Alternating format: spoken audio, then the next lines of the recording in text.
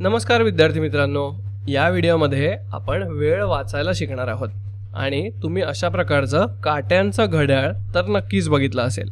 याच्यामध्ये 3 प्रकारचे काटे असतात।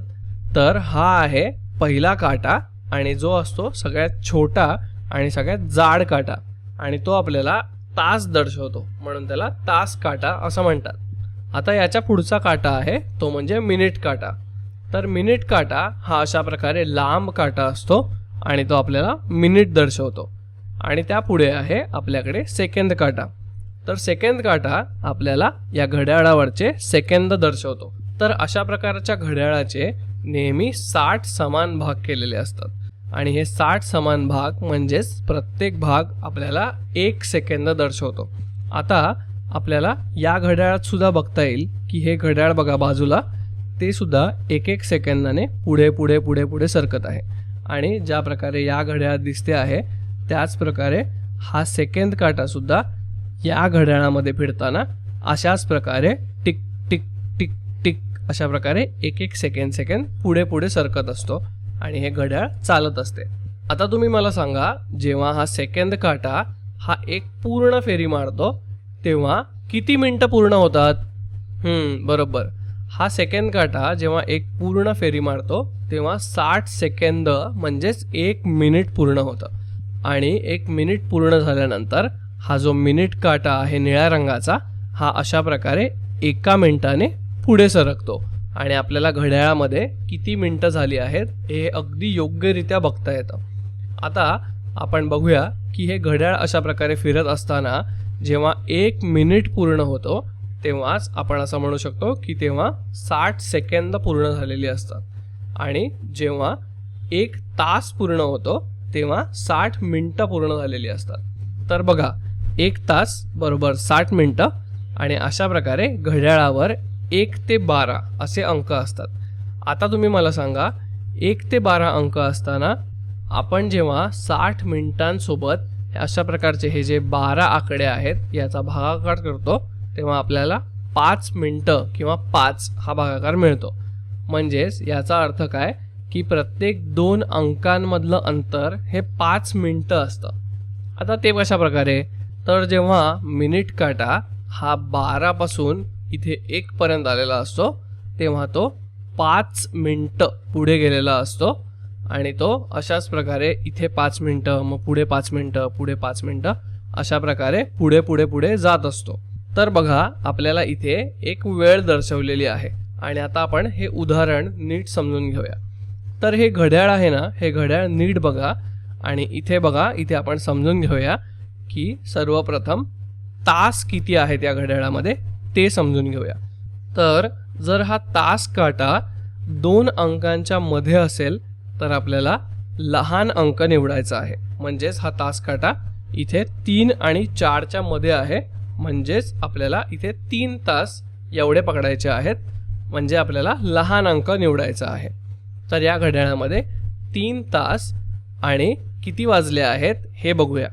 तर 3 वाजून पुढे आपण मिनिटं बघितले तर आपल्याला समजेल की हा मिनिट काटा 3 वर आलेला आहे आणि इथे आपण ज्या प्रकारे आधी बघितलं की हे 5-5 मिनिटं असतात, तर 12 ते 1 म्हणजे 5 मिनिटं, त्यानंतर 1 ते 2 म्हणजे पुढचे 5 मिनिटं आणि 2 ते 3 म्हणजे त्या पुढचे 5 मिनिटं, म्हणजे 5 त्रिक 15, म्हणजे या घड्याळामध्ये 3 वाजून 15 मिनिटे झालेलं आहेत असं आपण म्हणू शकतो।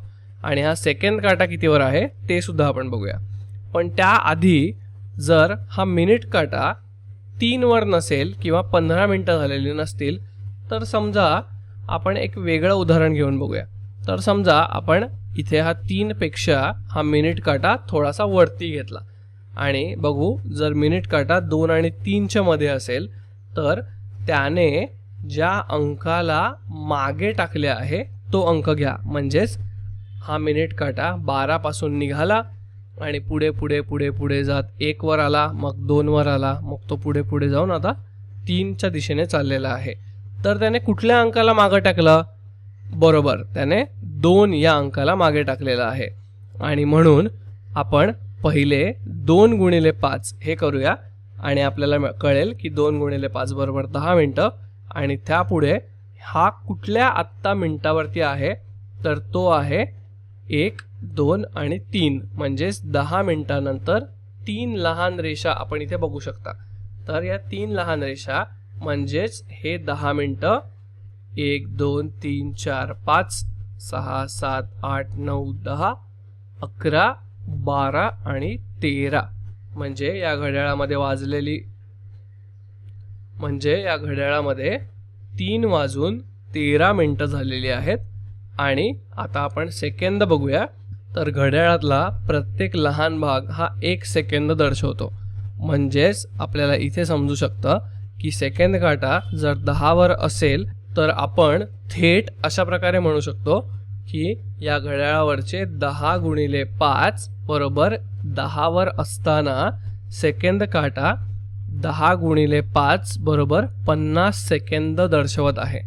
आणि हे 50 सेकंद आपण आपल्या मूळ घड्याळाच्या आकड्यांमध्ये जोडूया. तर बघा, आपल्याला मग एकूण आपली वेळ कळेल आणि ती वेळ आहे 3 तास 13 मिनिटं आणि 50 सेकंद. आणि आपण याला अशा प्रकारे लिहू शकतो की वेळ आहे 3 वाजून 13 मिनिटं झालेले आहेत आणि त्यापुढे 50 सेकंद झालेले आहेत. आणि यालाच आपण अशा प्रकारे संख्येमध्ये अशा प्रकारे लिहू शकतो 3 वाजून 13 मिनिटं आणि 50 सेकंद. छान. तर आपण इथे एक उदाहरण बघितलंय. आता आपण पुढे अजून एक उदाहरण घेऊया. तर या घड्याळामध्ये नेमके किती वाजलेले आहेत हे तुम्ही विचार करून बघा आणि तुमच्या वहीमध्ये लिहून ठेवा. आता मी इथे हे सोडवायला घेतो. चला. तर इथे आपल्याला कळतंय की हा घड्याळाचा जो तास काटा आहे, हा तास काटा 7च्या पुढे आहे आणि तो 7 आणि 8 या 2 संख्यांच्या मध्ये आहे. म्हणून इथे आपण म्हणू शकतो की 7 तास झालेले आहेत आणि त्यापुढे मिनिट काटा हा 4च्या पुढे आहे. तर तो 4च्या नेमका किती पुढे आहे हे बघण्यासाठी आपण सगळ्यात पहिले 4 गुणिले 5 म्हणजेच 20 मिनिटं हे लिहून घेऊया. तर इथे आपल्याला माहिती आहे की 20 मिनिटं तर झालेली आहेत आणि त्यापुढे 1 आणि 2 म्हणजे हा मिनिट काटा 2 मिनिट हे दर्शवत आहे. आणि इथे आपण लिहून घेऊया की आपल्याला कळलं आहे की ही 20 मिनिटं अधिक 1, 2 22 मिनिटं झालेली आहेत. म्हणजेच आपल्याला कळलं 7 वाजून 22 मिनिटं. आणि सेकंद किती आहेत, तर सेकंद काटा आपल्याला 2 वर असलेला दर्शवत आहे आणि 2 वर तो आहे. म्हणजेच काय, तर 2 गुणिले 5 बरोबर 10 सेकंद. आणि आपल्याला इथे एक एक करून जर आपण सेकंद मोजले तरी समजेल की हा सेकंद काटा 10 सेकंदावरती आहे. आणि म्हणून या घड्याळातली एकूण वेळ झालेली आहे 7 वाजून 22 मिनिटं आणि 10 सेकंद. आणि ती आपण संख्येच्या रूपात अशा प्रकारे लिहिली. छान. तर आपण अशा प्रकारे वेळ वाचायला शिकलेलो आहोत. आणि तुम्ही सुद्धा आता घड्याळ बघा आणि सांगा बरं की आत्ता घड्याळामध्ये किती वाजलेले आहेत.